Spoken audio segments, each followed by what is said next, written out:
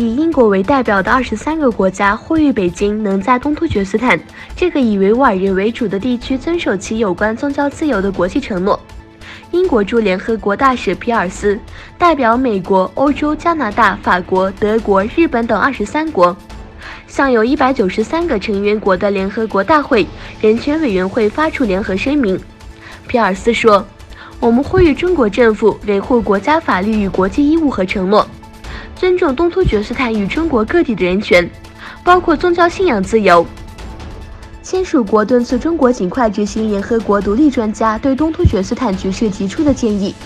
包括不任意拘留维吾尔族与其他穆斯林成员。声明也呼吁各国切勿将难民或庇护寻求者送回他们面临迫害的国家。此外，土耳其驻联合国副大使瓦利说，土耳其重视通过对话和双边会议讨论维吾尔问题。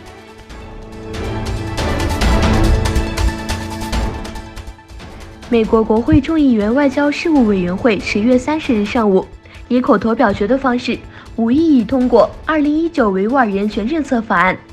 美国国会议员先后在2届国会推出维吾尔人权政策法案，敦促美国当局采取有效手段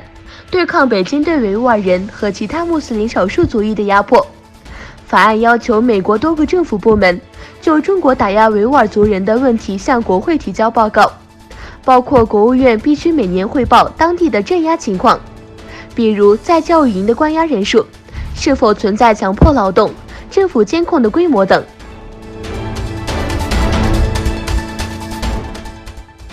伊拉克议会下属人权委员会30日发表声明说，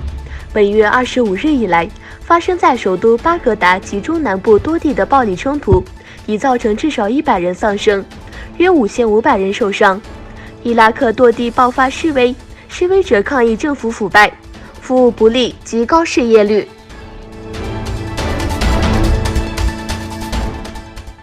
在8月初取消可什米尔地区的特殊地位后，印度中央政府将在本周四正式将该地区划分为2个中央直辖区。按照印度政府的计划，因恐可什米尔地区的自治权被取消后，该地区将会重新组建成为2个中央直辖区，由新德里直接管理。按照新规定，可什米尔将没有自己的宪法和旗帜。印度政府声称，采取的步骤将使该地区与印度其他地区融合在一起，并增加人民的福利，从而改善该地区的经济。